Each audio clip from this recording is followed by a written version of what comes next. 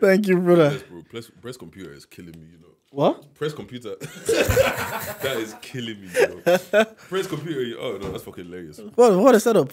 Bro, yeah, what's going on? Yeah, I told you, bro, I'm a visionary. This guy came up with one set. This guy. Oh, we actually maybe need a new whole set. Anyways, a room candles and that. We should, you know what? Yeah, if you guys have any things you think we should drop on our Yeah, we should add. Let us know. Comment. Put it in the comments. Comment, like, and subscribe while you're here. Anyways, on Culture Shop. Let me just pop this thing because you know I get Yeah, let me see you. There. I get very fucking power, bro. There you go. But yeah, no man. What's called? Come. Bro, see, I think they bullied me into getting a trim. Not gonna lie. What? I was gonna get a trim. Do you know what it is? Yeah, I know I need a trim, but sometimes I'm like, there's no motivations to get a trim because I have no more coming up. Yeah. I have no events coming up, so I'm like, why am I really getting a trim for? And just like that, I was understanding. I was like, you know, if I was in the streets, I'd be like, nah, I need to be looking fresh at all times. So I get why they say married men will get comfortable and let themselves go. Just like that, I understood because I'm like, if this was back in the days and I need a trim and I need to, even if I have nowhere to be, just because I'm going to be on the gram and I'm going to be on a podcast, the trims are going to be looking fresh. How frequent would you get a trim? Honestly, it's because obviously we had the live show in March. I think I got it for that, and I didn't like because of the part. It feels like every month we've had something on. Like we don't have something on January, February, March. Yeah. If you were on the streets, If 3 weeks max. Yeah. I wouldn't let it go past 3 weeks, but now I think I've got to let it go past like a month without making a trim. You know what? Yeah, I always just forget to book trims. Yeah. Like, that's why I'm always calling my barber last minute. Yo, Izzy. You got any cancellations? Blah blah. Then it'll be out of office hours. Then he'll charge me for out of office hours. That's because you have money like that. That's, Amen. Look, that's how I say he's bro, I balling. told you. They say he's one of those niggas that deserve pussy. That's what they say. That's what they say. You know what, I told you, like I've gone to this place where if someone says, "Oh, did you? You're a rich man," or "Did you have money?" You have to claim it. You know that's true. I stop saying I'm broke. Like, and you know what? Yeah. Ever since I've been doing that, money's been coming my way. I'm not even gonna lie. Do you believe in like that manifestation of power in the tongue kind of thing? Yeah. Yeah, same here. I believe like sometimes I say shit and it legit like even the 90s baby thing. I had the opening. I remember saying it. We were supposed to have a guest and I was supposed to go to the show. I just told them, look, I'm opening for 90s babies because I guess then the guest can come in and depending if I say I'm opening. Yeah. This was we only found out like 24 hours before, but this was like a month before, and then we ended up opening. So I'm just like, man, I should start doing this more often. Even my role now. I remember I met a guy.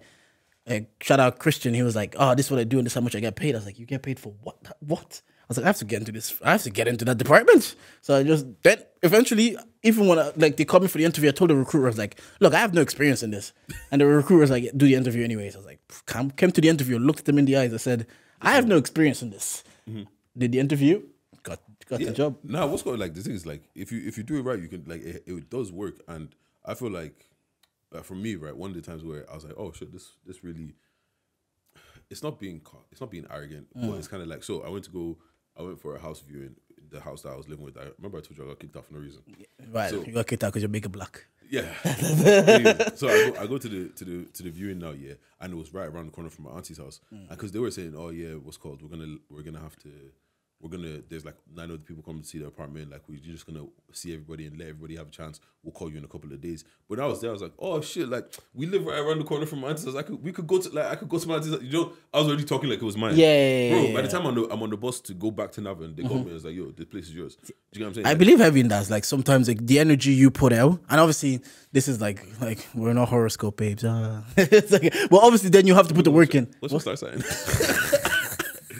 You know, there was like a solid year straight where people had that fucking subscription on Twitter where every day it comes up with there was like a girl on mine that was Libra. So like I'm not subscribing to this because then my tweet come up every day. I'll just click whatever Libra is for that person. I'm just reading and I was like, cool, this is not related to me at all. No, but all right, you I'm know done. what's funny about that? Yeah, there's so many people that don't use their Twitter anymore. Yeah, and it still comes up. And sometimes that's how I remember the people. I'm like, oh yeah, he used to be here all the time. One person in particular was avid Twitter user, got off the street and never used socials again. I love when girls do that. That's also how you know girls are back in the street. Oh yeah, when peekaboo, I'm back. And then first thing you do is you start checking you see the Insta. They must be back in the street. Check the Insta. So yeah, they're finished. Have you ever just gone through like you just see a girl and you just look at her page and it's like no, I don't know what, nothing has jumped out to me about a year ago. Do you know that glow they talk about? The post fuck boy glow up.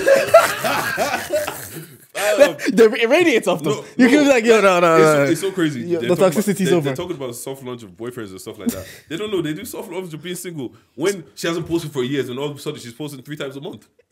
Isn't it like dating now? Yeah, I'm just saying it's like you have to do that because how else do you now have to tell the world you're single?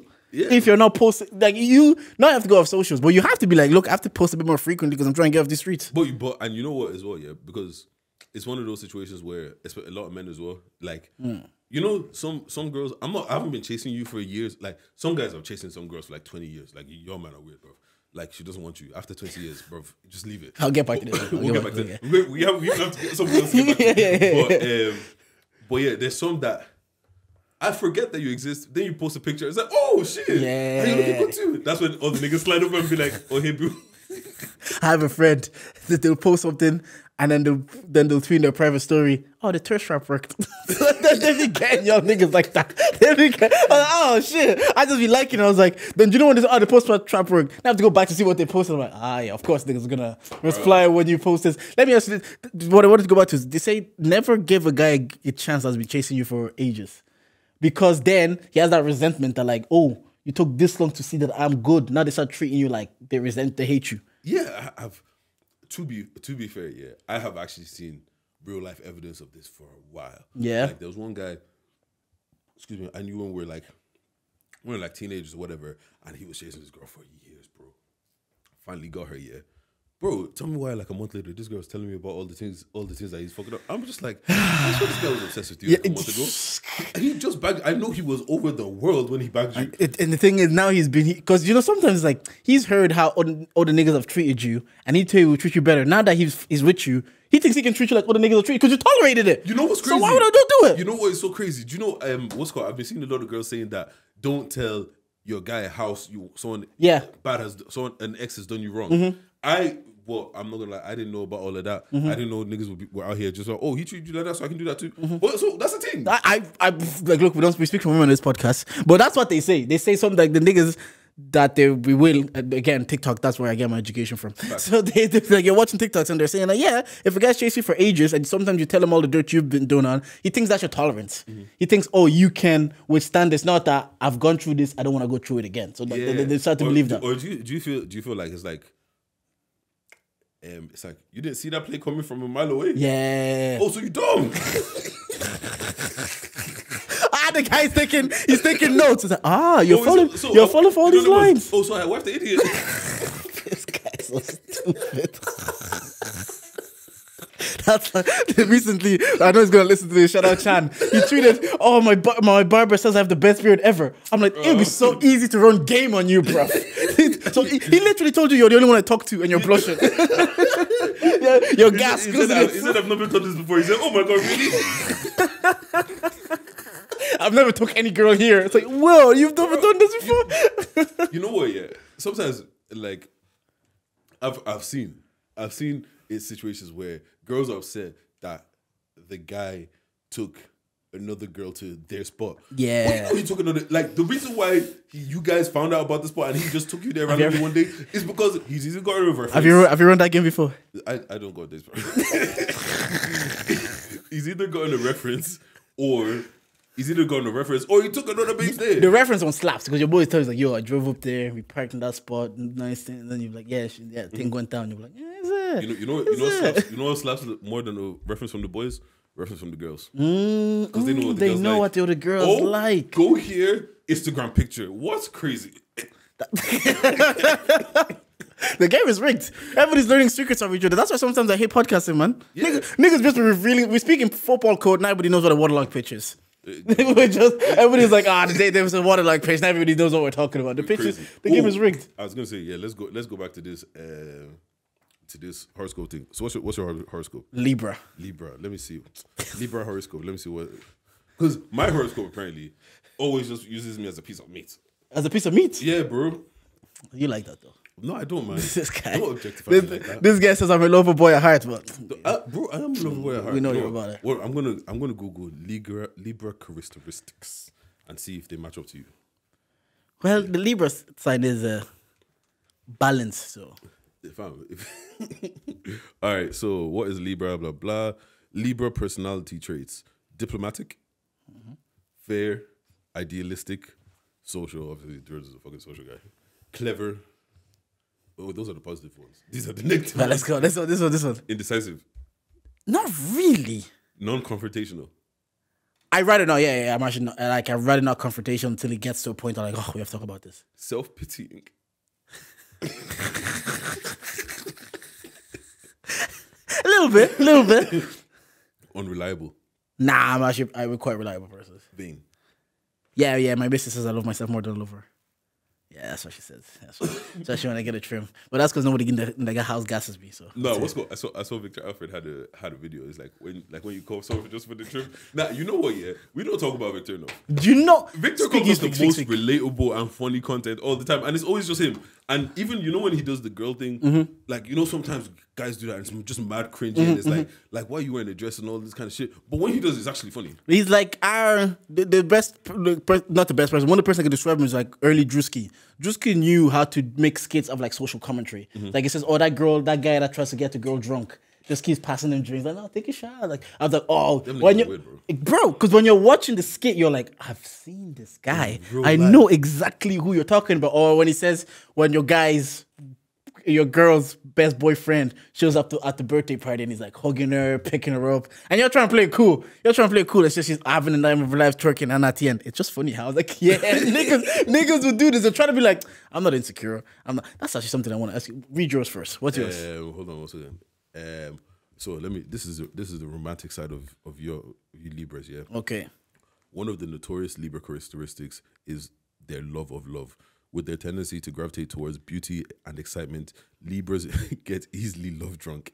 However, Libras will enjoy a lot of flings and enjoy the company of romantic partners. They're very serious when it comes to committed relationships. They choose carefully when it comes to life partners. Is that you, bro? Yeah. That's actually pretty. That's actually no. That one is pretty accurate because, like, I think I was saying it. I'm very monogamous. Like, I've been in like relationship after relationship.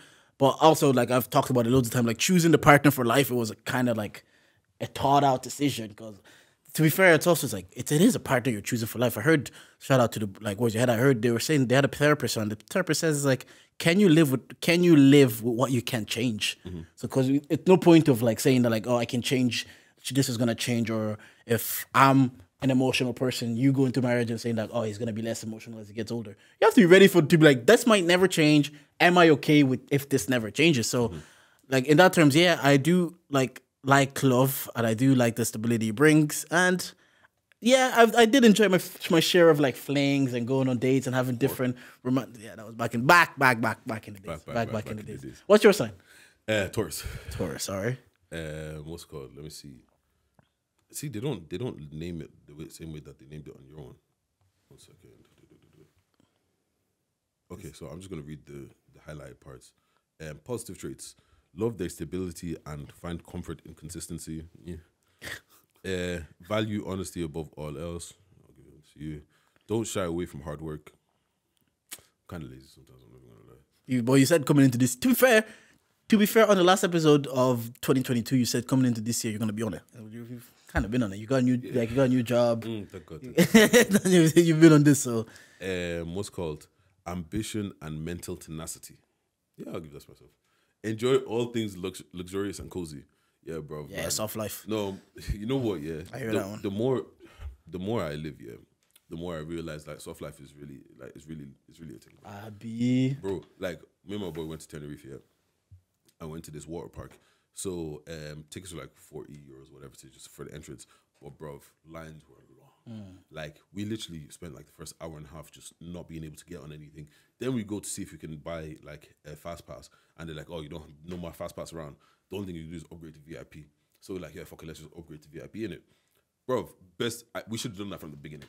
Like, you know when you go on the ride, yeah, we come down, we're wet, we decide to go back up. We're looking at all the people we've already passed by. All these fuckers are dry. They're just on their first go around. They're looking at the time. We're gonna have time for 4 rides. Bro, no, because we went on one ride on our general admission pass. Bro, I think we were in that line for like 30 minutes, bro. And then on top of that, you get free food and all the things and all that. I'm like, bro, Yeah, no, yeah. See, that's what I always say. Like, when you pay for convenience, you never feel bad that you paid for convenience. Yeah, Like, you never feel bad that, like, oh, I shouldn't have spent that money, because when you did it and it made your life easy. Because I'm going to, like I was saying, I was going on a couple of holidays, and then we had to book the car to our place. It was like bus, car, whatever. I was like, once we paid for that car, I haven't thought about that money. And when I get the car to and from the hotel, I'm like, this was a great idea, bro. Even this was worth extra €20. Even there, we're on the bus, yeah. Like, because there was a bus pickup from the airport to the hotel, bro. This was a ghetto bus, bro. Alcohol spilled everywhere, drinks, snacks spilled everywhere. God. I looked at my boy, I was like, you know what? We're taking a taxi back. And when you take that taxi back, you're like, bro, stressed out, enjoying life. Bro, nah, man, I wasn't ready for that. Anyways, negative traits, very set in their ways. Aren't fond of authority. Yes, that is true. Because you've been saying this. You don't like to explain to anybody. You don't like to tell anybody if I come 10 minutes late, so it doesn't matter if the work gets done. You've said this many episodes. Since straight to back days. Because you know what, yeah. Sometimes I just let things go a lot of the time. Yeah. But then I do find myself like, because most times I follow rules and shit like that. But if I genuinely think something stupid, like, you're not gonna make me to do it. Like. Even sometimes at work, they'll say, everybody has to do this. I just won't do it. Well, no, those ones are just, that is silliness. There's certain things that we have to do. I'm just like, this makes zero impact, zero difference. But you guys, again, it affects their metrics that we can see. So they need to get it done like metrics, that. Bro. I hear it. Because even like, it's not my metric. At my job, one of the jobs, they're like, yeah, everyone needs to start coming to the office. I looked at my manager and I said, bro, I came into the office one day. I was like, bro, why do I need to be here? They hit me. Do you know how I have a beef going into the office because I actually don't need to go, but I go because of work politics? Yeah. The other black guy, he hasn't been in like 3, maybe 4 weeks. Today they go to me, is he always meant to be working from home? I'm like, oh, God. See, the bro doesn't even need to be here, but because now you haven't seen it for a while and you're here every day, you gotta bring it up to the other black guy. Yeah, so I was like, what you want me to do? I'm not his manager. Like, we're not even boys. I know you longer than I know him. I don't know him. Yeah. So you can actually ask him yourself. We know him the same amount. And also, you're his supervisor. You tell him. But I was just like, I don't know, man. You'll have to ask him. Yeah. But yeah, cool. Can take their pleasure-seeking ways too far.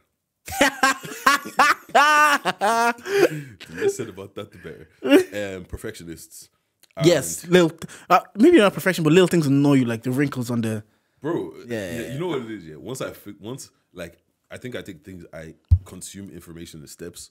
Okay. So I'll see one thing, and then once that thing is gone, then I'll notice the next thing. Keeps going on that way. And then romantic, because I keep telling you, man, I'm a love boy at heart, man. Well, when we asked you on the AirPod before, like, what's the most romantic you've done? You had to think about it for like ages. Because a nigga doesn't like to brag, you know? This guy's such a galley. Over the last while, I've said this to Dage, or even off the pod. I'm like, Dage is like the franchise player. Now everybody's noticing. I'm like, I know it. I've said it on the pod. Anyways, I'll do romantic like I did for you, and then we'll move on. You can bet that a zodiac sign with Venus, the goddess of love, as its dominant planet, won't be shy away from romance, because Taurosians love perfection, need for stability, and resistance to change. They won't rush into a relationship with just anyone. No, their partners have to be something spectacular. Why are you saying like we got higher standards? Yeah, maybe you do. If you're dating a Taurus, be advised it might take some time for them to open up to you. Blah blah blah blah blah. Once the Taurus has chosen you, their loyal, genuine nature. Loyal, yeah. Well, obviously, genuine. He has to be a loyal Taurus because he's a black man. Facts. And as you know, black men don't cheat. Black men don't cheat. But yeah, that's it. Oh yeah, so with this whole power thing, yeah. I genuinely feel how I feel about the world, and I feel about religion and everything. Right? Is I feel like there's a power in the world. Like it doesn't just a power, no good, no evil, no bad, whatever, and everybody has access to that power, but not everybody knows how to get access to that power. And because not everybody knows how to get access to that power, some people need talismans to get access to the power. So for some people it's Jesus, for some people it's Islam, for some people it's horoscopes, Juge. For some people it's Juge. Do you get what I'm saying? And like none of it is bad. It's just your intentions to do whatever you want to do with it. Even from a scientific point of view, is like the whole conservation of energy. It's like energy cannot be created or destroyed, and energy is constant.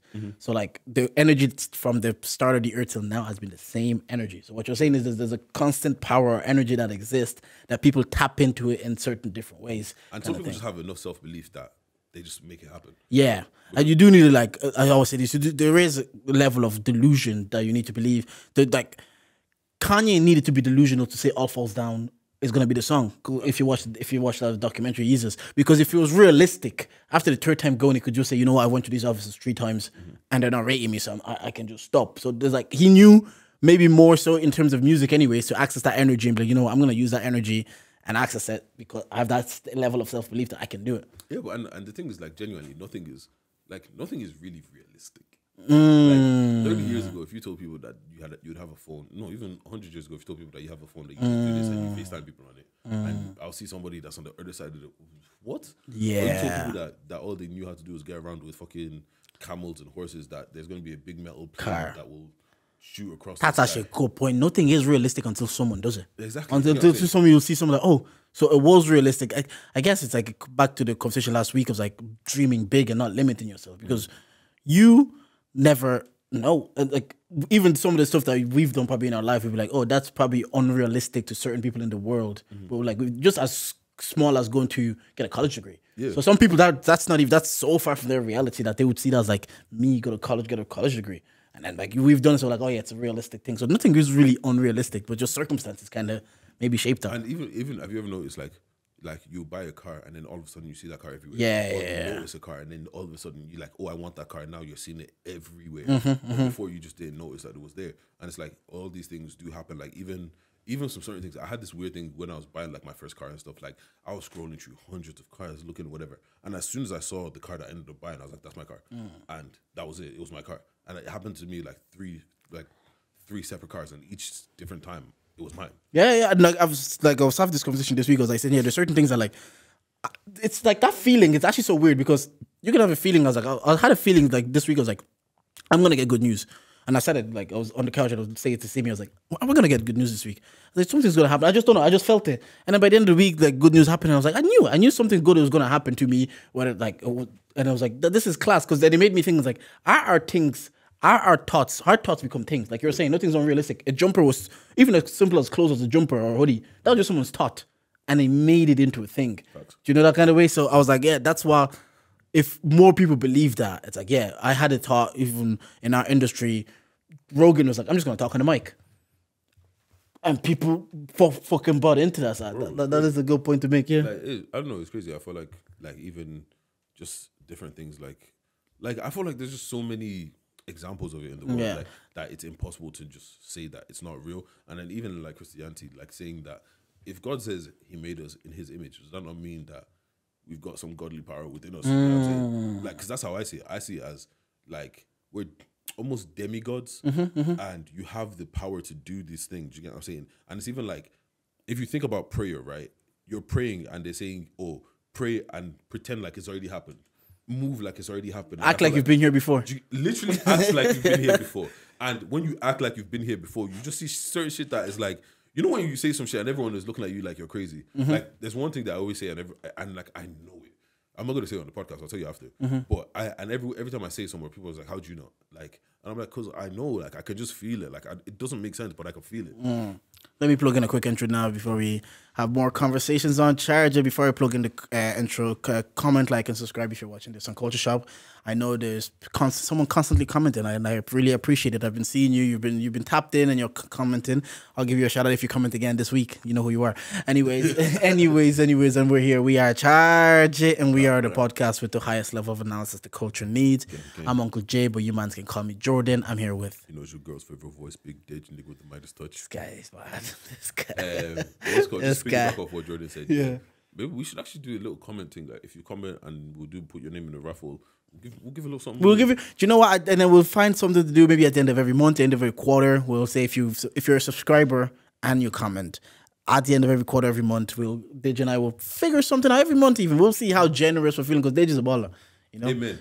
Amen. He claimed it, but bro, I'm claiming that shit. Like, oh shit. That's some shit I didn't even tell you. I'm not gonna tell you on the pod, but this guy's crazy. I was literally about to ask how's your weekend, bro. Once you get off the break, because it was a bank holiday weekend, so bro. You know, early charging. So, I went to Birmingham this weekend. It was what's called my friend's birthday.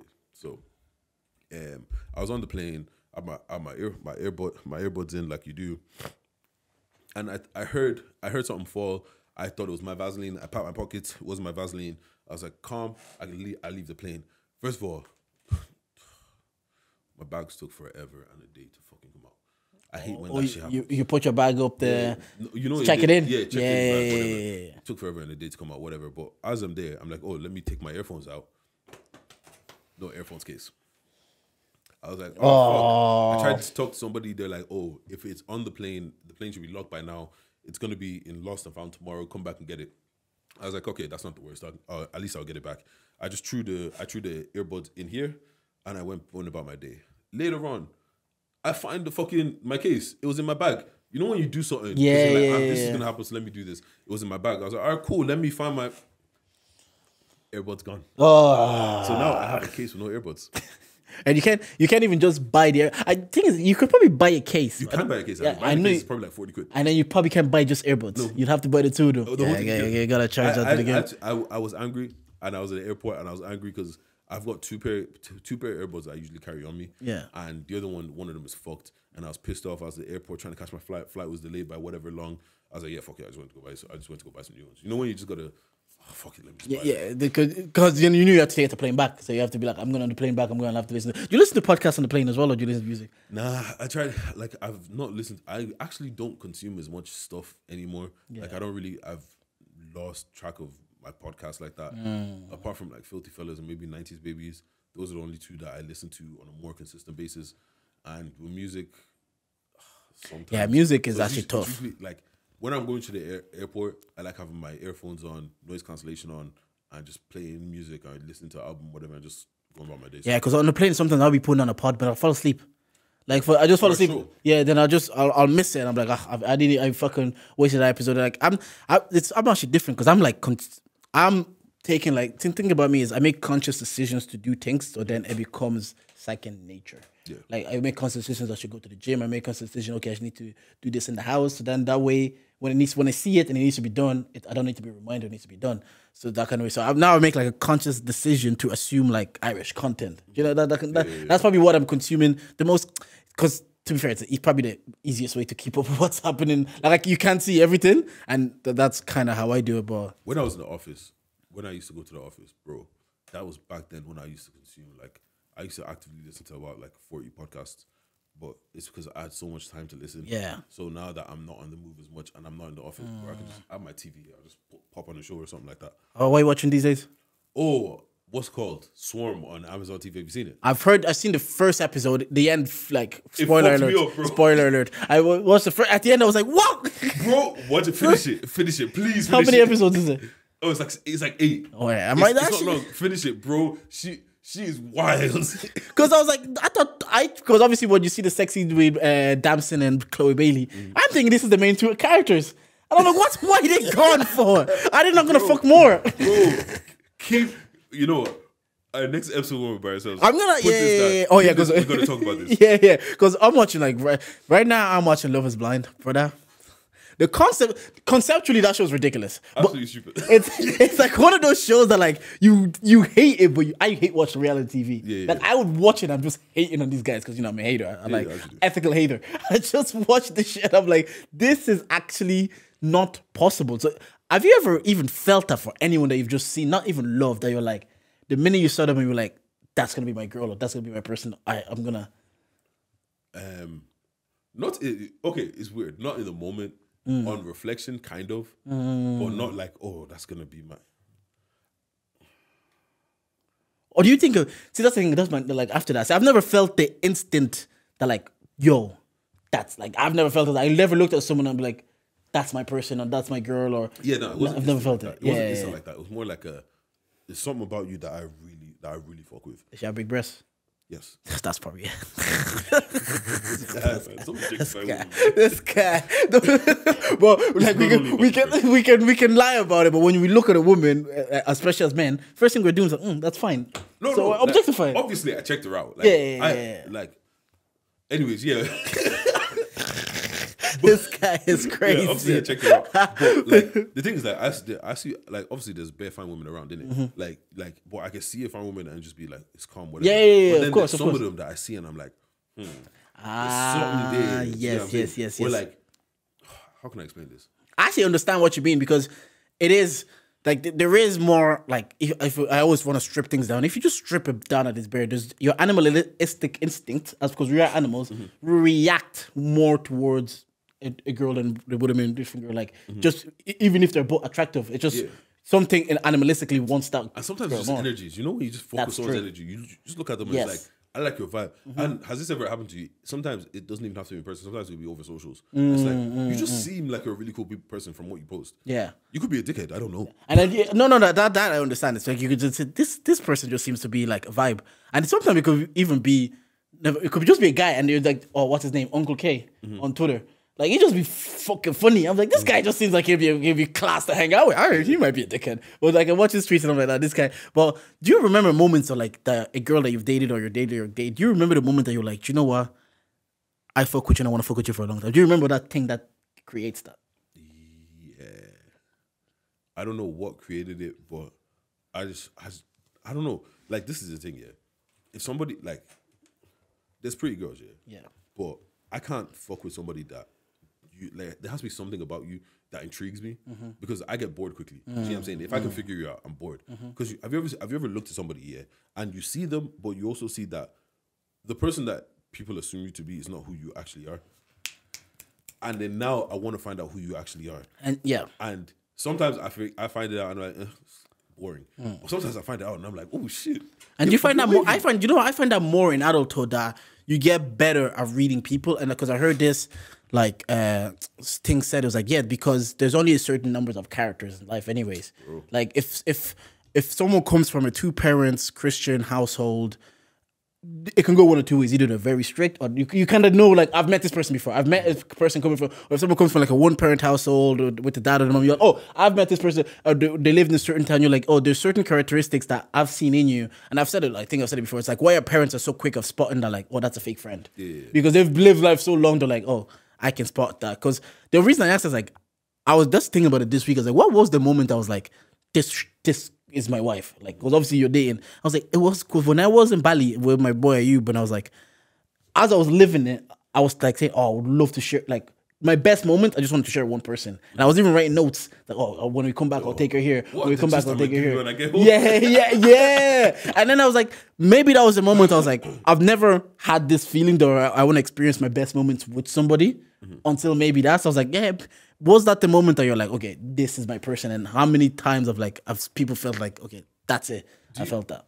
All right, you see, like, I was having a conversation here, and it's like, you know that feeling that you're talking about, that feeling of love, that feeling that you're describing. I know some people don't feel like they feel that. Do you feel like you can preemptively almost feel it and then just completely go left and it can never come? If that makes sense. What you mean? You kind of like start to feel it, but you said, nah. To feel it and then you go... you say that. I think that's true because it goes back to what you're saying. It's like the power of the mind and the power of your, like, what you can do. It's like you... Even what you're saying, you could look at the girl and be like, this could be it. This could be... I like the energy. Yeah, but nah, I swerve. Like, I do believe that. Because there was one guy that I knew years ago, right? And, like, he always talks about how he loves love and all this kind of stuff. But, like, I deep there and I sat there and it's like, you don't really give women chances. Like, you don't really give anybody a chance to love you. But, like, so it's kind of like, so is it that just every woman you've come across up until this point, you just haven't felt that thing for? Or sometimes the idea is something's better than the reality of what it is. It's like when we talk about, like, when we're telling Dave about his 9 to 5, like, let's bring it back to that. It's like, oh, the idea is fucking class. Oh, weekends off. Oh, you get a set salary. Oh, yes, you're finished. You can go to the gym. Oh, you have a set routine. But they don't know that 9 to 5, boy. And then you're like, when you're stuck in that rut, you're kind of like, yeah. And some people, I've heard of people like that. They like the idea of love, and they actually like the love at the start, or what that feels like. They like that. Oh, it's a rush. It's exciting. It's new. That's what they enjoy. And when it goes back into like the routine of things, like they would say you can eat Nando's every day. Like, you need to try different restaurants. They don't enjoy that part. They enjoy ever watch 500 Days of Summer? No. Kind of like that. It's like a guy, he keeps falling in love, but he's not really falling in love. He's just enjoying that place in the relationship. So then are you then saying that you almost have to, like, obviously there's going to be a natural feeling there that might get you to like a, let's even like if we put on a scale of like 1 to 10, there's a natural feeling there that might get you to like a 4. Do you then, when you get to that 4, do you then have to decide to then go with it to actually get into love, or can you just fall into love involuntarily? I think both things can be true, you know. I think you can fall in love involuntarily because you've probably seen like people in general, boy or girl, they'll fall in love with a girl best friend and they have to firm them being with someone else and they didn't want to. Some people might not have wanted that feeling. They fuck up the game for the rest of us, man. Bro. But sometimes, like I'm saying, sometimes it's involuntary. Sometimes like I didn't even like you like that, but we spent so much time together. And especially, you know, when both parties are single. So when they do the things that they would do if they had a partner, they start doing it with each other. Like they start going to like especially, and then when one person gets a relationship, all that stops. But you then miss that because you got to experience it with them. It's like, and you didn't even deep it in the moment that that's what it was. You're just like, oh, we're just friends. We're going to the cinema. We're just friends. We're going for food. We're just friends. We're doing this. We're just friends. And now the friend gets into a relationship and you start to miss it. So, and if you like, you can't be fully platonic if one of you secretly likes the other. And that, see what I'm saying is you might not think you do like them in the moment until those things are taken away from you. You might think genuinely, no, we're being friends because we're doing these things together as friends because there's nobody else in the picture. And some people even get to a stage where they start like sabotaging other relationships because they're enjoying that friendship so much and they're aware that if I get into this relationship, I can't have this version of this friendship anymore. So I'm not gonna do it. Yeah, bro, that's not your friend, man. Yeah, that's not your friend. Like I do understand holding your friendships to high standards and stuff like that. But it's still, if you care about the person that your friend is dating outside of this person just isn't like, this person is just a horrible person for you.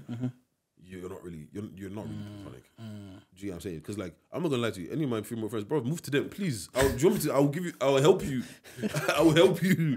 Because I know that I don't like them and they don't like me. It's not like that. It's purely platonic. Yeah, no, understand. Fuck anybody. I don't care. Do you know what I'm saying? Just however, if you end up messing with one of my boys, don't chat to me about it. Leave me alone. Both sides. Love is blind. No. Love is blind. Like that's all. I just wanted to say that like the concept, because I was thinking about the concept and I was thinking that like, is that even possible to just fall in love with someone from the inside? Because there's actually a situation where they fell in love, got engaged, and she saw him and immediately she got the ick. Yeah, but immediately she didn't want to touch him. Genuinely, yeah. Genuinely, yeah. If I was in there, yeah, and I know falling in love with someone, and I get on, she's a dead thing, my love disappears, bro. Like, let's. That's not love. Yes, it is.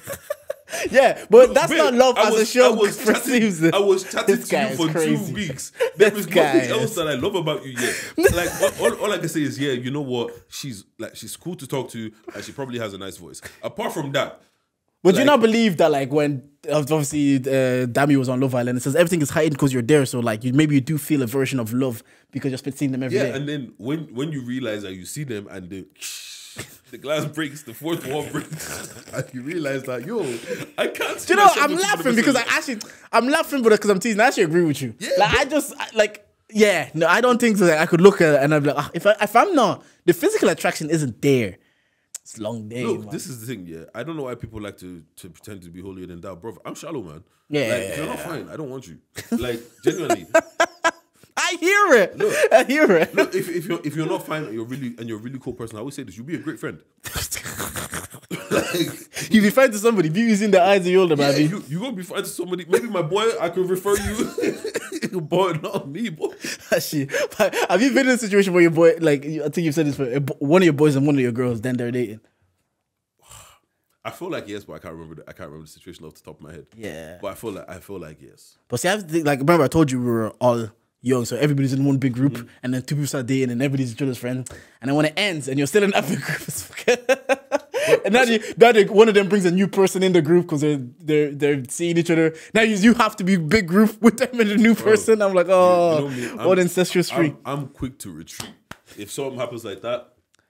Like, if something happens like that, I mean, I'm out. Like, see, at this age, it's easier to retreat and everybody's in the corner. Well, when you're 16, 17, that's what I'm like speaking of. And everybody's like, you hang out, you're at parties, house. Remember, I don't know if in Navan, one person did a house party, everybody's at that house party. Yeah. Like, we're like the whole town is at the house party. That's different. Like, what's called, seen, people are going out now, they say that it's at events. Like, that happens. Not me, but. That's because you were out here with the Mundalis. You know what? Genuinely, yeah. Shout out to the Congolese people. Mundele is the best one. Nah, man. People. Nah, that was. They said, Dutch's baby said, the exes, the people was there here front to front. I bet your exes at the back, cracking up. Yeah, and you know the thing is, yeah, they were accurate. Two rows. If you went 2 rows down, you probably would have seen that there. But yeah, so it's different if I see you at a party, but like not like we're chilling, intimate event. Yeah, you're just there, bro. What are you doing here? Let me ask you this then. Moment of truth. Yeah. Do you never feel like, obviously, like, do you feel that if you were to go back out and like if you're dating in Ireland, you have to be cautious with your choice because you know that like it might be awkward. Not even a podcast nigga. So there's certain places that we want to be or have to be, and there's certain like would you just be like obviously like I'm not in a situation, I'm married, so I'm off the street. I don't have to deal with that. Situation. Yeah, hypothetical situation. You'd have to choose more carefully, innit? Even if I was in the streets, I'd be like, it just can't be because if you fuck this up, it depends how much you give a fuck. If you don't give a fuck and like once you're over it. You could be here, you could be there, you could be wherever. I actually don't care where the fuck you are. Like it doesn't make a difference for you. Do you get what I'm saying? Like I hear it. At the end of the day, right? If there's an ex in the room that you genuinely don't give a fuck about, like we're exes, it is what it is. But do you think people think that like if I date in that group, it's possible I might get in that group? Like you know, like there's a group of 5, but if I date in that group, can't date those 5, but also can't date in that group either. Or do girls even care? Yes, they do. However. It can be done. I hear it. Well, actually, no. I hear it. Date seriously, maybe not. But fuck more than one, you can be done. Yes. You might even be a referral. Yeah. Sure. But sometimes I think it's like they say that sometimes you don't want to talk up a guy's game because they might want to try. Because remember you were saying earlier, it was like sometimes I don't want a guy like him, I want him. Yeah. Girls don't do it. I want someone like him. He's like, why am I? Bro, who am I for a copy? He's right. Because obviously, I only asked because the conversation of the incestuous family tree, and I was like, are people like more cautious about like how they maneuver, how they move, especially now that we have this. I hate this. Like I saw Mick say this as well. This scene, the industry. But you know what? Until people start getting paid. No, but you know industry, what? man. With everybody, even just people that you're just randomly fucking, fuck with sense. Do you know what I'm saying? Like if there is a girl that I see and I like, you talk too much. Do you know what I'm saying? Why would I go there? Like there's people, even niggas talk too much. Exactly. There's probably girls out looking at us like, do you know what? I wouldn't fuck him because it's a chatty pie. Yeah. And just like the same way you're looking at us like, if that goes left, my business is on the timeline. Yeah, I'm telling you. Might as well. Screenshots on the timeline. There's a thread about you and they're talking about you on podcast. Because do you know what I keep seeing? I keep seeing these days they're slandering married men on the time that they said, how you married Richard Ring on a dating app. That's wild. This island, you have zero respect for your wife if you're doing that, because you clearly don't care about getting caught. Because don't give a fuck. People are out here getting caught in the back of a snap that they didn't know that the girl had that person on Snap, and you know how girls can identify you by your pinky. So he's being that discreet that the only way she could catch him was on a snap from another person that his boy that he doesn't even know that she knows, but you're out here baitface on Tinder. 2 days later, I saw, why is this married man in my DMs? I'm like, Jesus Christ. Jesus Christ. My guy's on Bumble and it says to black people, what do you think you're going to find? In this and the thing, because it's a screenshot era. So I'm just thinking, like, why do you think that you can get away with in a generation where everybody has phones, people are probably dating app more than ever because it's probably the quickest way to talk to people. We all have 9 to 5s, you have a podcast, how am I going to talk to people? People just go to bars. Now people don't go to bars. So you're asking yourself, I'm gonna get caught. If you're gonna do that, you have to be ready for relations to end. Or you know what? Or maybe you use a fake name and you say, I don't know who that is, and then when you get caught, screenshot it, put it on the timeline and say, everybody report this page.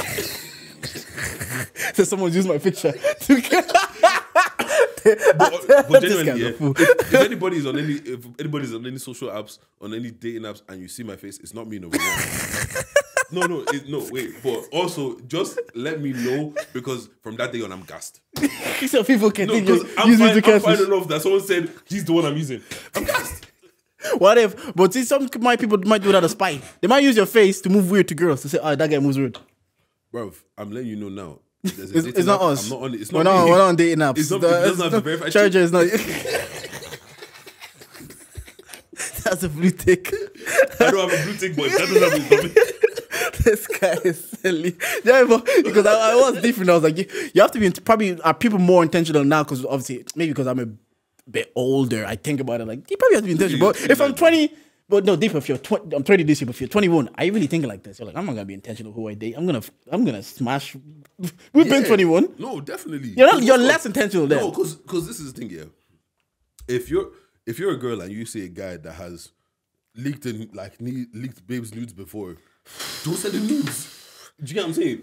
If you're a guy, yeah, and you see that this girl has brought your full government name to the timeline. Remember they used to do threads of niggas. They used to do this is how he cheated on me.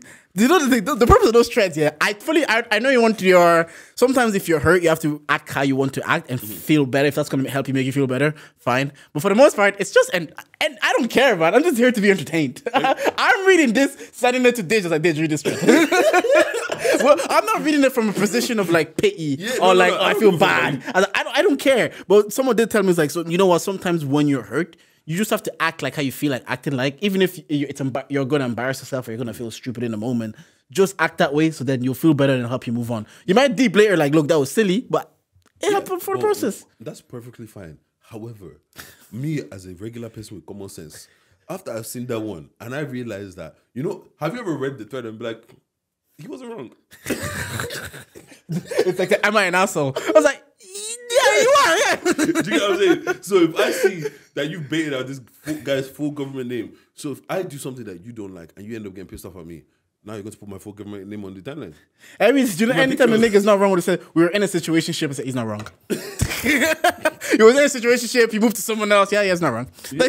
When you use the word situationship, I know niggas who use that word as a window to take the piss. Do you know that? Like, I know men. Men, they be like, you're not my girl anyway, so. You know what? I saw a TikTok today and it's like, men are so specific about the words they use, whereas women speak more emotionally. Funnily enough, it was a woman that was saying this. Yeah. Like, they'll say things like, oh, you never listen to me, or you never do this. And then all of a sudden now it's a, hold on, I did that one time. So you're wrong. And then you pick the saying is, I'll tell it again. I saw the TikTok. It says, the point is, yeah, you pick the point that you were right in the argument and you stay on point. Anytime you try to veer. You say, yeah, but when you said this, you know, it's like when in the court of law, when they find one loophole in your argument, they might dismiss the whole case. You can't. So that's why sometimes like they say that like whenever they come like the Fed, they have points presented. You can't argue and say, wait, you said I cheated on you on a Monday. That was Sunday. You're wrong, man. It wasn't even Monday. It was a Sunday. What Sunday? I was here on Sunday. I was here. I didn't say I didn't cheat. I just wasn't there. Nah, I love men, man. So sometimes that's why sometimes when like women be complaining about men, I'm like listen to the podcast, like, hey, you're right, but I gotta side with man them. You know what? Because I know niggas move. You know what is so for the funniest thing to me, yeah, is when I meet girls that date girls, and the more they date girls, the more they understand men. Yeah. And I'm like, oh, yeah. So like, sometimes you have to play ball on the other side. Like, you have to play ball on the other side to be like, oh, okay. It's like, even us, for example, like we will hear something, and then only when you're in the situation, you're like, yeah, you weren't lying. Like, I understand what you're saying. Literally, what's going? Like, I've known people that have dated girls, and they'd literally be like, oh, did you? Why are girls so emotional? I was like, oh, it's just now you're finding out. It's like, oh, I love that realization because then one thing I love is confirmation bias. When people are speaking how I feel, facts, bro, I was like, I knew I wasn't crazy. Mm-hmm. I knew someone else felt this way, and this is sometimes I have to play to the person. I have to send them the exact TikTok because I told you I wasn't crazy. That this is how you behave. So it's not just me. This is like every boy in the world. Nah, what else is going on? What's called randomly? Don't ask me why. How far do you think you can get in Who Wants to Be a Millionaire? Oh, bro, I am so bad with general knowledge. Like, how do these people know these things? Ooh. The thing is, when I did the 90s Babies one, I'm always good at that. Yeah, that's very tailored. But the Who Wants to Be a Millionaire, see, I'm thinking of like when I was doing it when I was like 10. I was trying to answer those questions. Bro, even now, bro, okay, even let's take it away from Who Wants to Be a Millionaire. Let's even say The Chase. Oh, I'm class at The Chase. You know what The Chase reminds me of? Hotel Rounds. That's the only time you watch ITV. It's only in hotels that you have ITV on. every time, like, if sometimes because I have the, because I never, you know me, like, I only watch sports content all the time. I watch sports in my house. If it's not sports, it's reality TV and maybe Power. But That, you know what? I hate the fact that you're right because that's the only time you watch daytime TV. I was like, every time I see a tipping point, it's like in between when you know when you're ready, you're lying down in bed, sipping on whatever drink you're sipping on. The she's get ready, she's in the back doing her thing. Just watching just watching the chase. Jordan just saying, it's C. I get it. I was like, I would have got away from him. Yeah. No, the chase I'm good at. You know what? I'm better at. Let's say we're gonna. You know what we're gonna do? Yeah, we're gonna do a general knowledge quiz. Come on. I'm so, like, I just don't understand how, like, the general knowledge that they're asking you to know is too fucking general. Bro, how are you asking me about someone from the Roman Empire and then you're asking me who wrote this fucking book and then you're asking me who directed this and who won this and who won the Olympics in 1940? What, bro, how the fuck does anybody, like, I don't understand how they get this knowledge. Because how do you know what to study for? See, that's some of it is just transpired. It just goes through life. Like, you just have knowledge. Like, for example, the one who's like, "Oh, what's Shakespeare's longest play?" Hamlet. I knew that, and I was like, "Oh, I only know that because in school I studied it." But if I was like 10 when I was actually watching, because that's when I was watching Wants to Be a Millionaire with Dad, you don't have that knowledge. Some knowledge you just acquire through living, and you just see things as like, oh, where was the World Cup played in 2016 or whatever, 2014? Yeah, You're like, no, oh, I just know these things. Those ones I understand and I can get those. You get what I'm saying? Like, some certain ones I can understand, I can get those. But then there's some certain shit they're asking, and I'm like, what the fuck? Like, genuinely, like, would you do an IQ test? Yeah, I'd stop an IQ test. I did. I remember doing it one before because I remember when I was trying to be a doctor, I did the HPAT, and the HPAT is basically like I bombed. Isn't that the shit that teachers have to do? No, that's the. I know what you're talking about, but the HPAT is like before, if you want to do, because you see how medicine the points went so high, because especially because when we were doing our leaving cert, there was the peak recession. Recession was about to hit, so they were encouraging everybody to get into STEM. Because you need to make money. So the leaving cert point, but now I was in first year for medicine, was like 450. By the time I got to because obviously my dad's a doctor, that was always like one of my dreams as well. I get to the thing, there's like, oh, so everybody applies for medicine. Loads of people get 600 points, so they need to do a differentiator. So they created a test called the HPAT. The HPAT is like basically your IQ test, problem solving, what shape comes next, all of that kind of stuff. Bombed it. I think I got like 22%. I'm not gonna lie to you, bro. Okay, because I can't visualize how this shape would fold up. Yeah, I'm not smart. Yeah, like but that's the only thing I could think of. Like, how do we differentiate who actually deserves to do medicine in this country? But I chased it. I was like, and then I see loads. Everybody that I've known that's done it, because it was an era like all the black people, doctors, accountants. I was like, everybody I know has done it. Nobody has ever done well. So I'm like, who's passing this test? Bro, you know it's the nepo babies, bro. It has to be the nepo babies. You know, someone asked me what a nepo baby is the other day. I was like, yeah, it's like I do not. It slaps some black people do nepotism. Yeah, I fucking love it. Like, I see LeBron trying to get his son in the league. I'm like, yep, can't get him in the league. Speaking about sons, did you see Ronaldinho's son? Brother. Do you know what it is? Yeah, there's no trauma there. There's no something to fight for. Yeah, no, there's no something to strive towards. You're not in the favela in Brazil. Yeah, with your whole, there's nothing there, bruv. Okay, I'm better than him, and I have that video. I have that Glee video. I cannot ball that nigga. That was so ass. I'm like, why did they post this? And you know the worst part about it? It was a highlight reel. He was doing everything in struggle.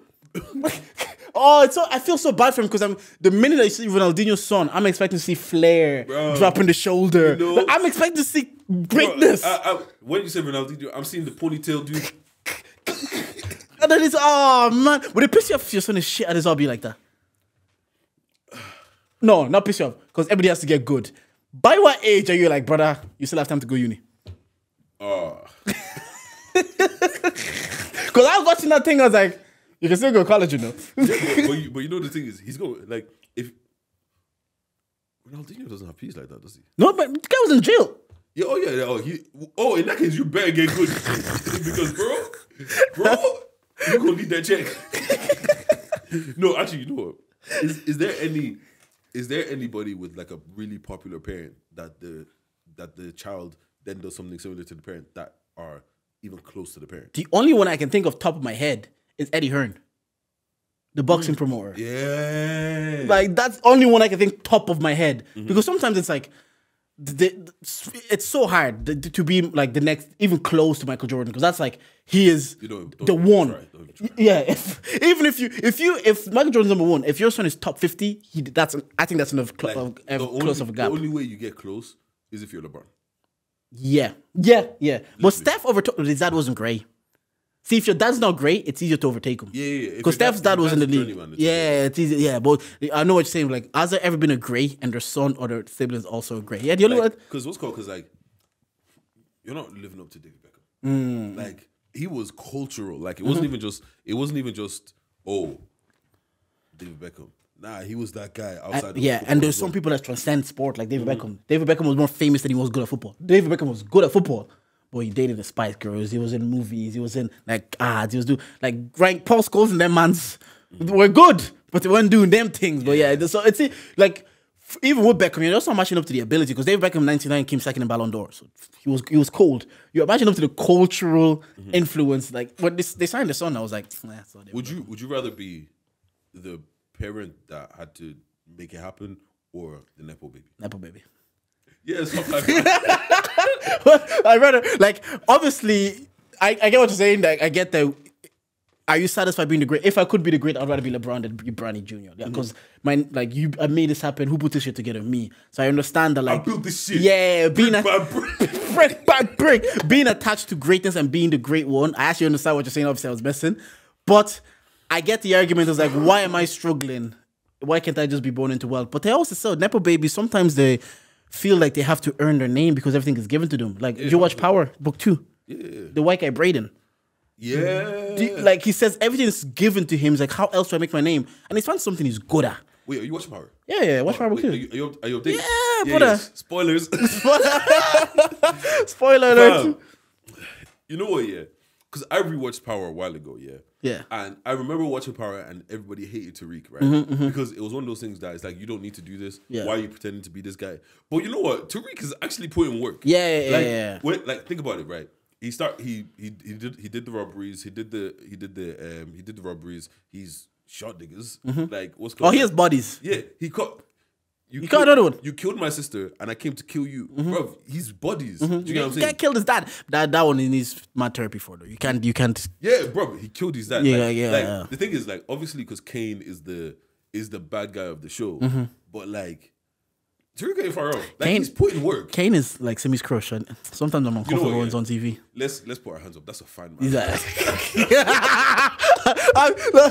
do you know them ones? You know if your girl has a crush, it has to be undeniable. Do you know that one? Yeah. It's like, I can put my hands up to that. I can put my hands up to that. One thing Power does, it puts them in some drippy fits. Yeah. Do you see that black? Do you see that the black TikTok? Louis Vuitton? Ooh, that black Louis jacket is hard, They just be wearing Montclair. I was like, who's 50? You got money like this, bro. Nah, that black Louis jacket. That he has is hard. But no, that's. And then you know what as well? Like, as much as women love the tough gangster, bro. Like, they love the. That's true. The energy. He can protect me. He gets shit done. Bro, oh my god, I would just feel so safe. You know when it's like, give me my shit now. Oh, my pussy's wet. No, but yeah, that's Clip that.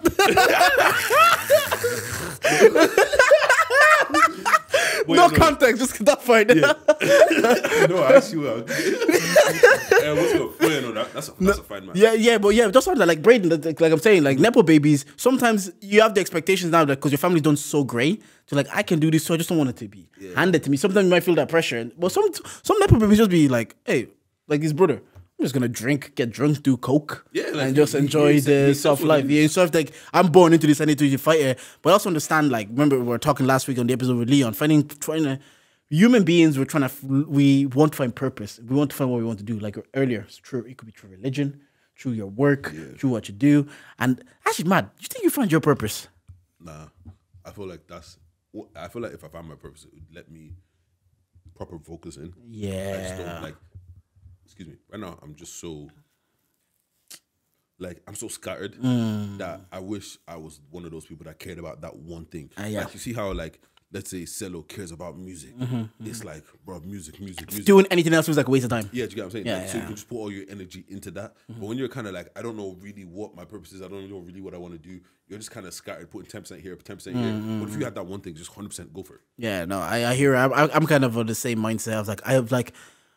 I don't know what my purpose is. Like, just that one thing's like, when you find out one thing you enjoy doing, everything else feels like a waste of time. Like, sometimes I get those moments when for example, when we do a live show and the Monday after I'm in work, I'm like, when I was there, I felt like, okay, I can do this. Or when we even forget live show, even when we have like a sick episode or I go into work the next day, I was like, man, when we were flowing and the jokes were bantering, I felt like, Jordan text me, put out the drive, let me listen. yeah. I was like, it was just going. But I don't know if I found like a purpose or a goal. I don't think I've ever really like been that person. Like, but also, like, do you need one purpose as well, though?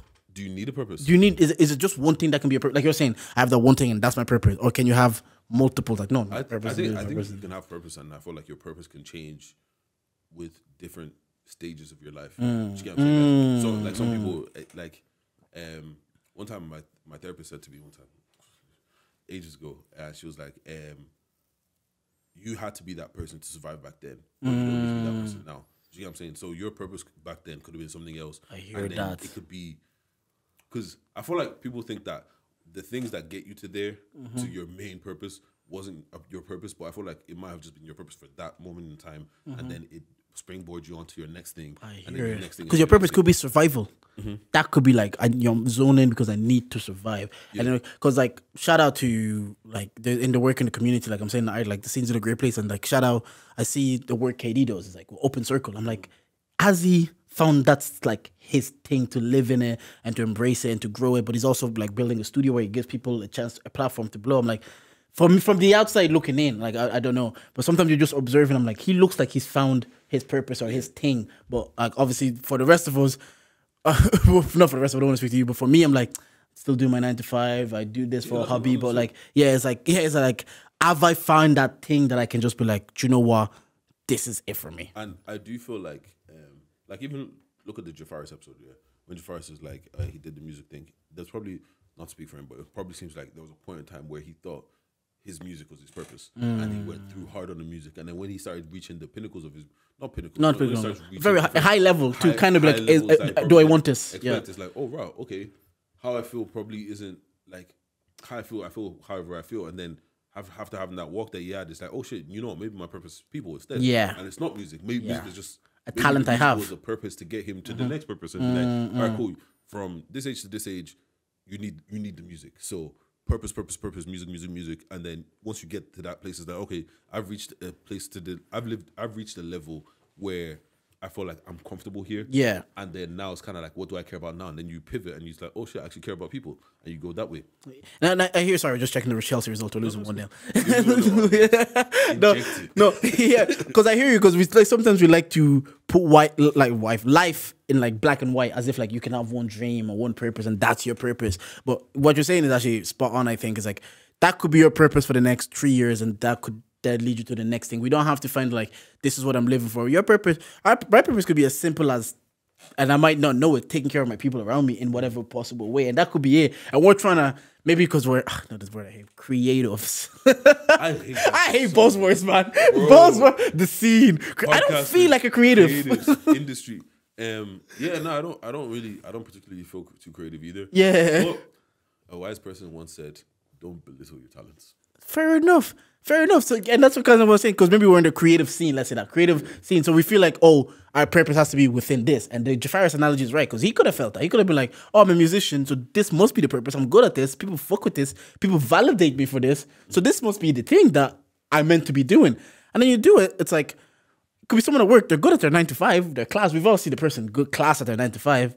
And then they're like, this isn't really what I want to do. I'm just good at it. Like George St. Pierre, UFC fighter, his loads of sport analogies. He said he was just good at fighting. He didn't like it. Yeah, he made him money. What's called the Manuel Devore? I think that's the name of the brand. Footballer. So, yes. I really want to do this. Let me go make some fashion. Bro. Yeah. But back to power, yeah. Fam, the baddest of the baddest bitches. Let me guess. Effie. Effie's fine. Effie is very fine. But now, what's called the plug? What's the name? What's the new plug's name? Mona. Mona. Yeah, bro. Why did you chop off her hand? Yeah, you could have just taken the rig off. You know, they wanted to show, like, this is being back in English class. They wanted to show how bad she is. And wanted to make an intention. So chop off her whole hand. I'm just like, bro. Monet fucked up killing the cop though. She did too much. Monet is so annoying, man. So emotional, man. Both Monet and what's her husband's name? I can't remember his name. I can't remember his name. Papi, that's what they call him. Don't call him. Hey yo. Hey yo. They're both such bad parents. Yeah, bro. The daughter just wants out of the game, man. They keep going to her. My guy's dropping off bricks saying, yo, you gotta do this for the family. And then they're killing a cop in front of her, accessory to murder. Leave her out of this. Do you get what I'm saying? So because you're getting pressed by your son, that Lorenzo, because you're getting pressed by Kane, and you can't handle Kane. He's doing too much. Kane? Yeah. I know, but I see why he does that. The blackmail thing. He's not that guy, man. He's too emotional as well. No, but this is the thing, yeah, right? When you're been the one that's been putting it on, and you're the enforcer, and like in the streets you need to be ruthless and all that kind of shit, and you see your brother that it's not about it. He doesn't want. But in the streets, you need to be ruthless or tactical, because Drew's tactical. Both. Yeah, Ghost was both. Yeah, Ghost was ruthless and tactical. He could do it, but Ghost, he had to get to a point where he had to do it to do it. Like other than that, he'll try to find a way to talk himself out of it. Whereas I find like Drew maybe is too tactical. He just talks. He wants to have a game plan. Where Kane is too rash. You just do shit. Like you're not thinking through this. Yeah, but the thing is right. Kane isn't more valuable, but he's more valuable. If you put Drew out there because I feel like Drew, he is a killer, but he just doesn't like to do it. Yeah. So he would rather not do it. Yeah. But on the surface level, if you're a person that is in an organization, Kane is going to be more useful to you because he goes out and he enforces. Niggas are afraid of him, and because niggas are afraid of him, they're not going to come and try you. Kane isn't. I get what you're saying in terms of enforcer, but he's not a leader. That's my thing. He plays a specific role, and that role doesn't suit a role in a leading position because you need him to be like, we need to get shit done, and he gets it done. But if he's the one that's saying like, this one needs to get done, this one needs to get, he's not good in that role. I was watching it reminded me of a quote I saw. They say it was said, your wife isn't stubborn, and she doesn't. It's not like your wife is stubborn and she doesn't listen to you. She doesn't trust you to lead, and that's the thing with Kane. People don't trust him to lead. It's not like he's not good at what he does. It's because he's rational. But what I'm saying is to him, and he just feels like this guy doesn't want this. He's not about it. I'm here. I'm willing to learn. I'm doing it. I'm running the streets right now. Like, why would you not give it to me? And you're shitting on me at every opportunity you possibly shit on me. So, I'm going to prove myself. And you fucked up. I caught you. I wouldn't get caught doing some stupid shit like that. So I'm going to blackmail you. Is there a thing of wanting it too much, though? Wanting too much. Wanting it when you reach your desperation, because we see niggas that they'll be doing too much, and that's why the girl isn't on them because you just want it too much. Like even there was a podcast guest on 90s Baby. She was like, "I don't fuck niggas that want me too much because I feel like I'm doing charity by fucking you." Oh, slum power. Yes. So she's like, when she said that, I was like, you know what? Sometimes like even. Not even true shit. Even like you'll see girls that want marriage. They really want it, and you're looking at them and like, oh, you're a fine girl. Why is this not happening to you? Then sometimes I'm like, maybe because you come off desperate and it turns people off. It's first date. You're talking about marriage, bro. Yeah, I love you, bro.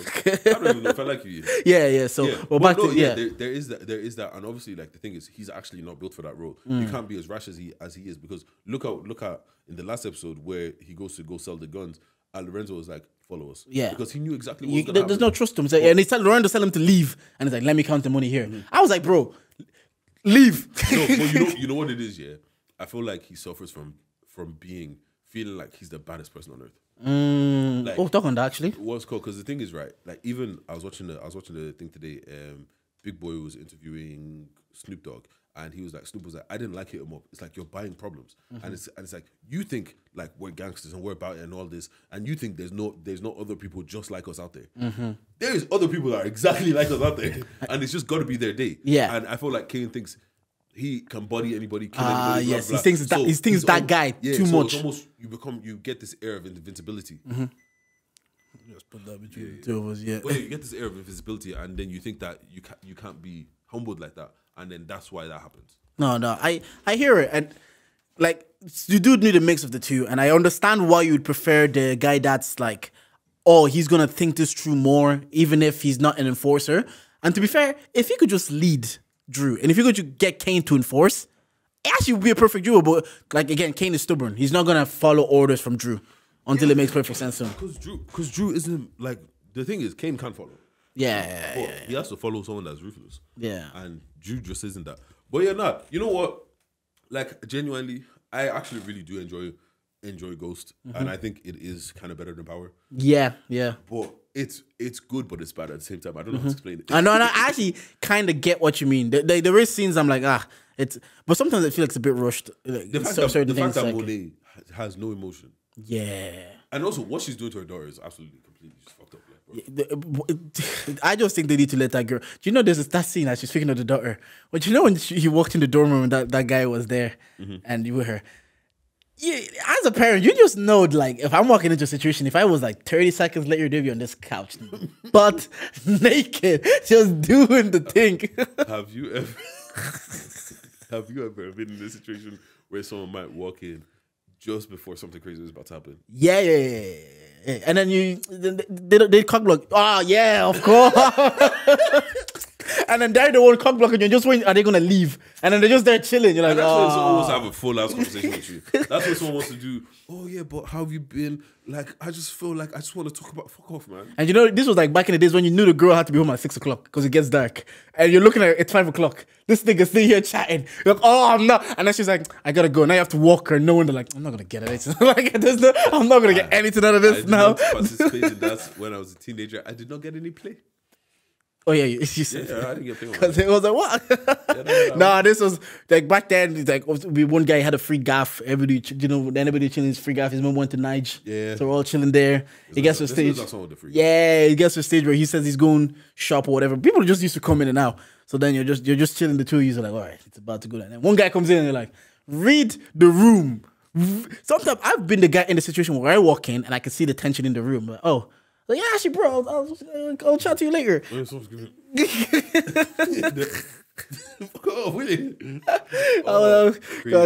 things that happen.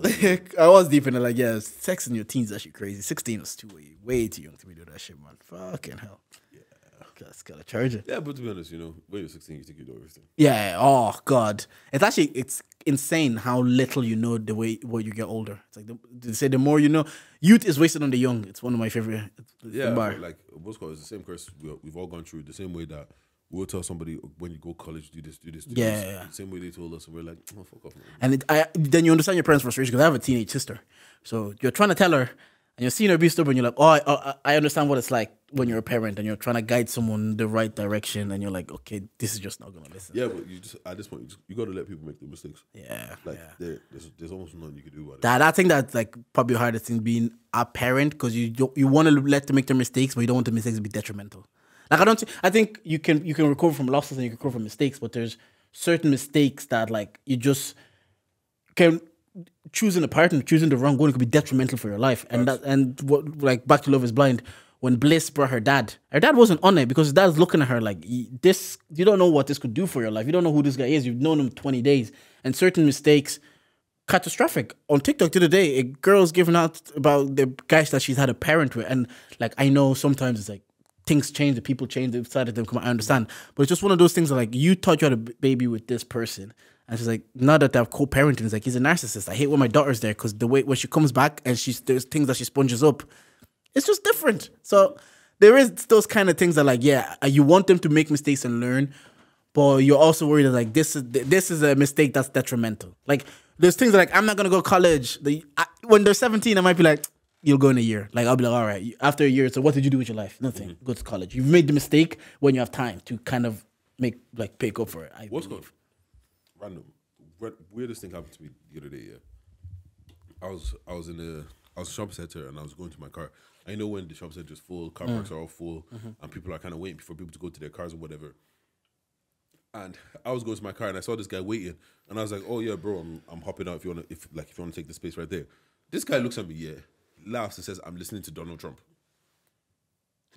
I hear it. What I said and what he said, bro. I was just like. I hear it.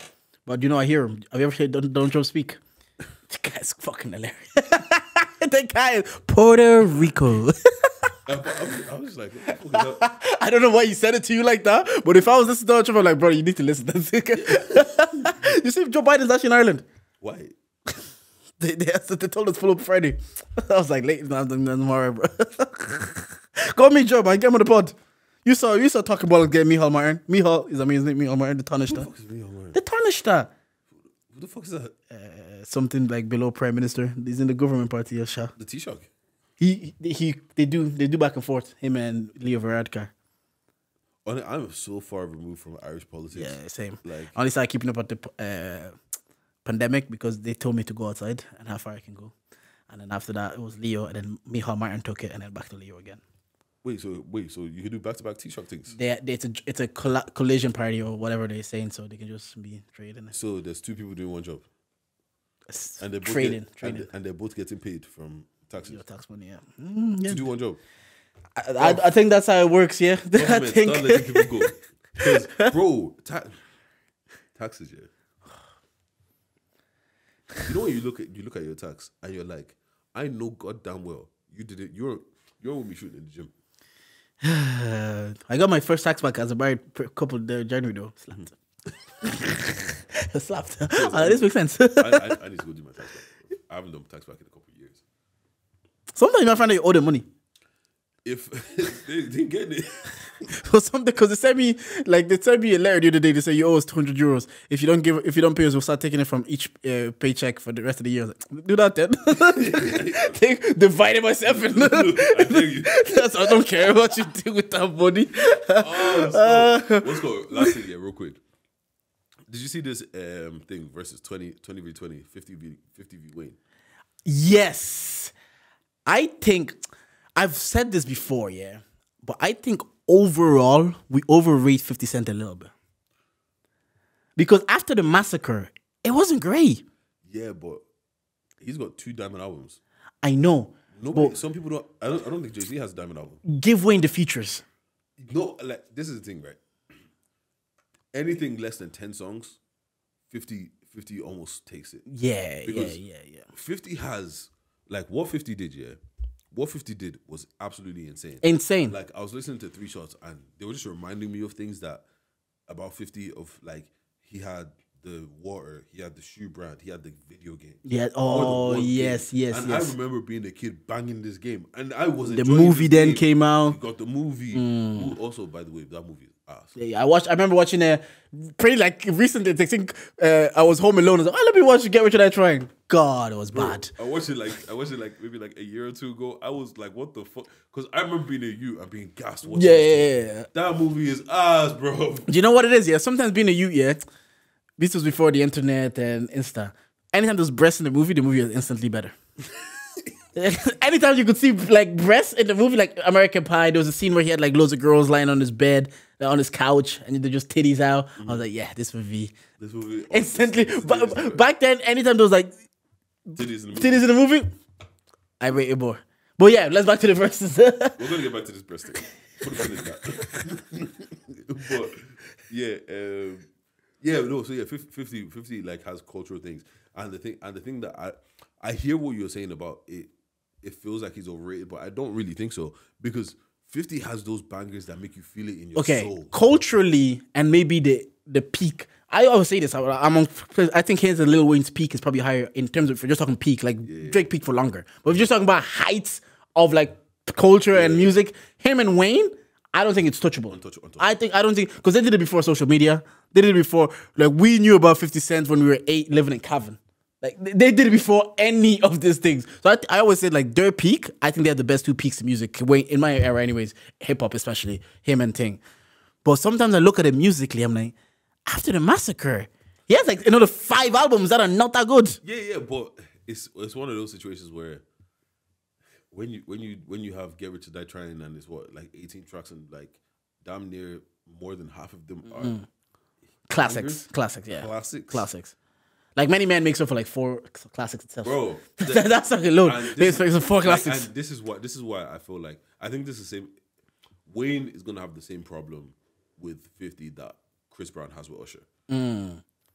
You're not playing anything that's beating Many Men. I'm sorry, but you're just not. Like, there's even sleepers like patiently waiting. I've been patiently waiting for my try to explode.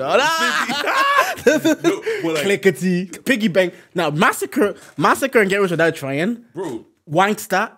Like, God, so, and that's why I say if it's 10 if it's 10v10, it's if it's under 10, because like you could beat patiently waiting. Yeah, you could beat Wankster. You're not doom.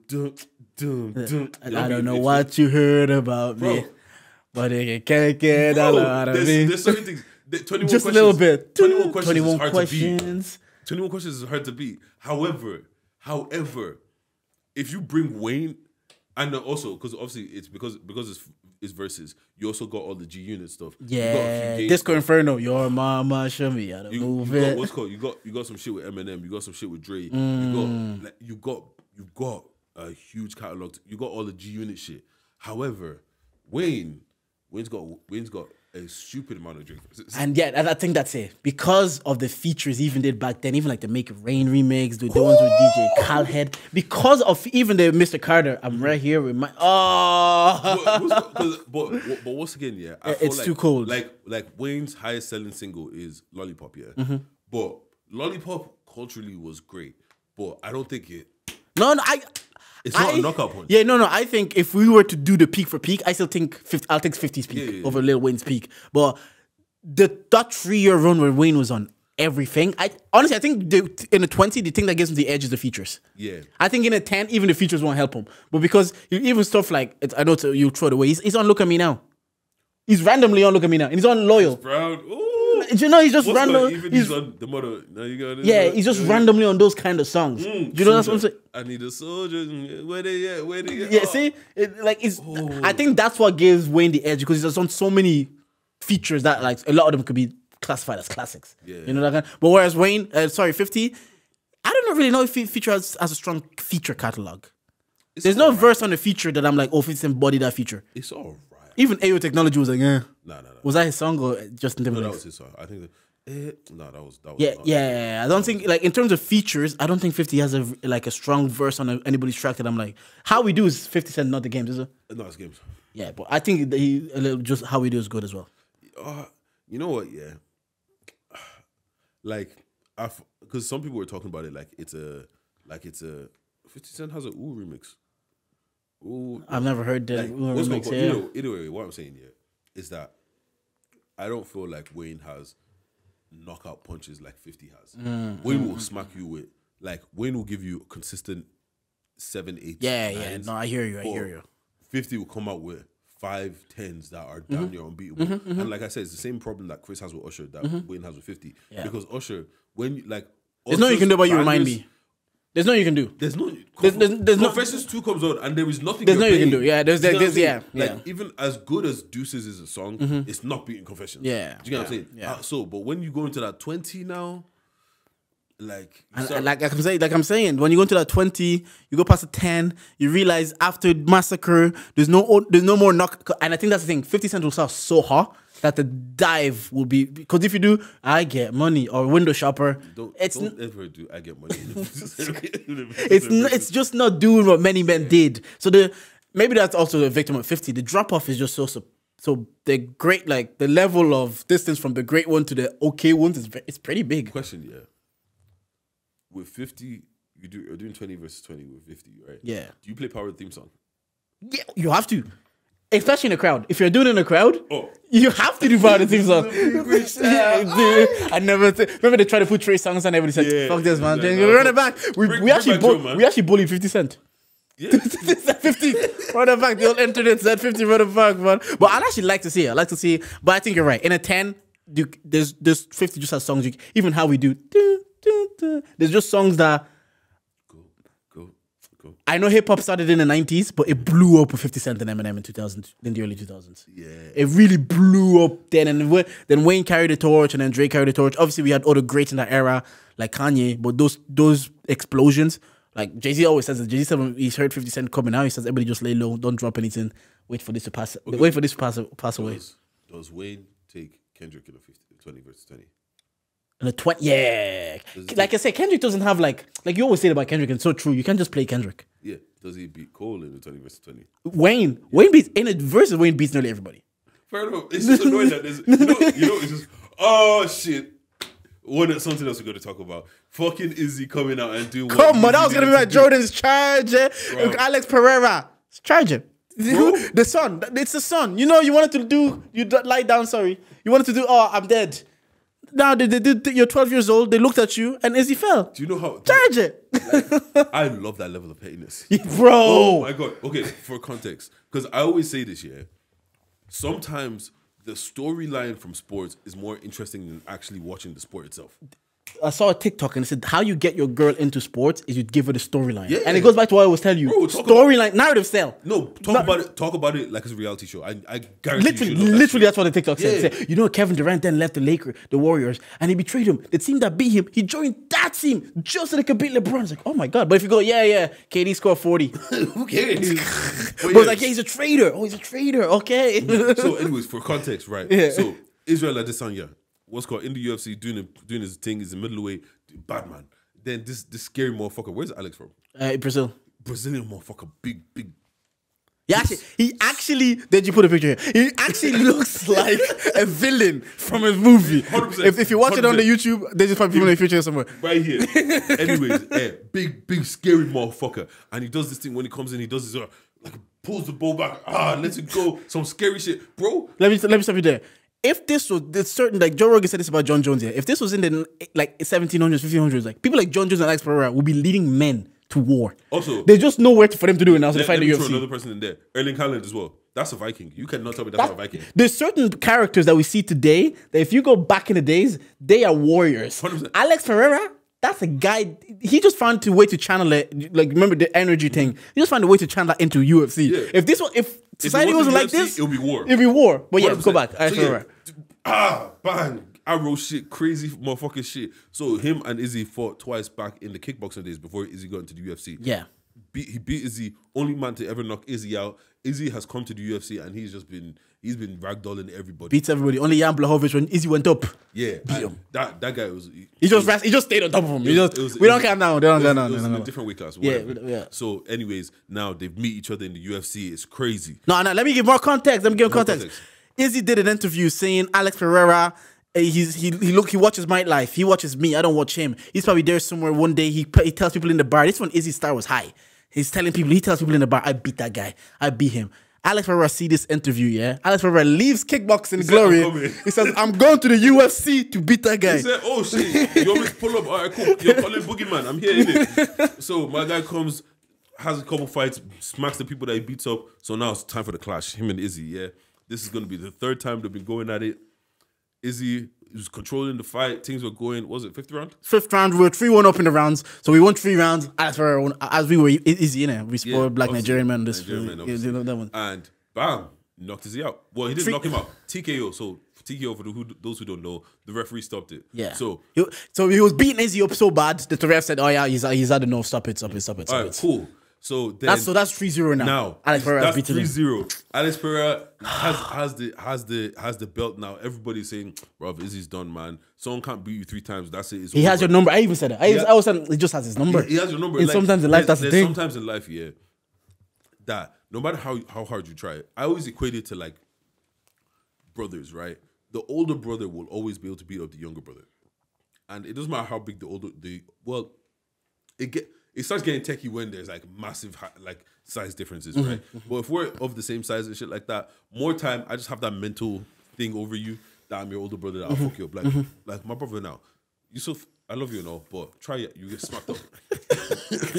As manager, you know. You know like that. You know, sometimes oh, just on that D2D, they're having a brunch back holiday weekend on the 29th of April. Be there, buy tickets. Make sure you buy tickets to that. It's gonna be a wonderful time. Dawn to dusk, come on, it'll be there somewhere. We'll share it again. Anyways, so now everyone's saying, Izzy's done. He can't do this, but because Izzy's the champion, he's been doing this for a while. He gets an instant rematch. Calm. This is the way these things go. So now it's round 4.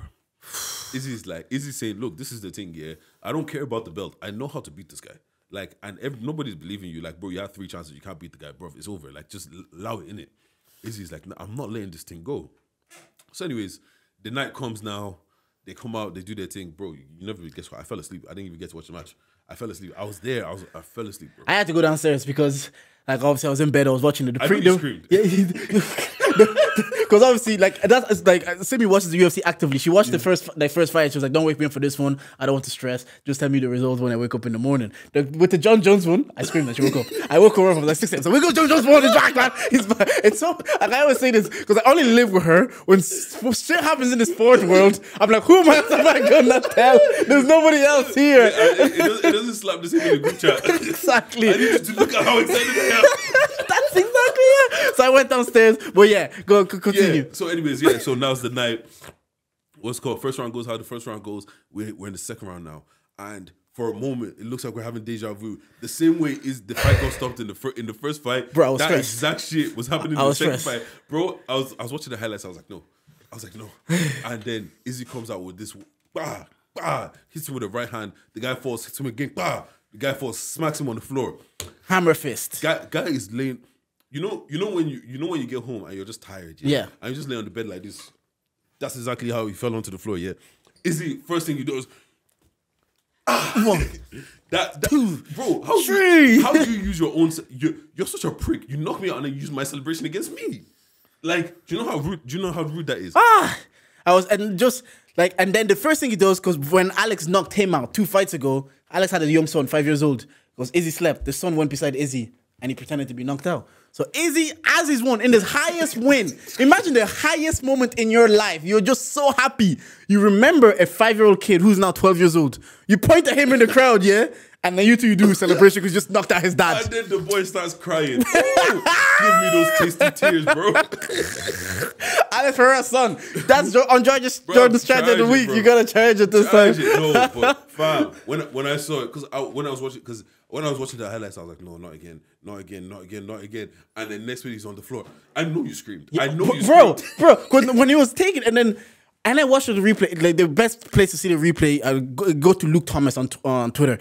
He kind of breaks it because he said he uses aggression against him because they knew he'd get excited and he'd unload. And the minute he unloaded, there's a scene there's a place where Izzy looks up, jabs him, and then bah. Because I was like, oh, he rope-a-dope like Mike Muhammad Ali did. He's like, but it's such a risk because if they caught him, if Alex caught him for legacy defining fight, and now Izzy wins. So he's champion again. We're champion again. Black champions we have. Izzy's the only one that's back. Nigerians have run it back, because at some stage they said KSI is the only Nigerian that won a fight this year after Usman and Joshua lost. That's what they said. That's what they said. So Joshua and Israel have now won. So yeah, now I thought the carry last. Yeah.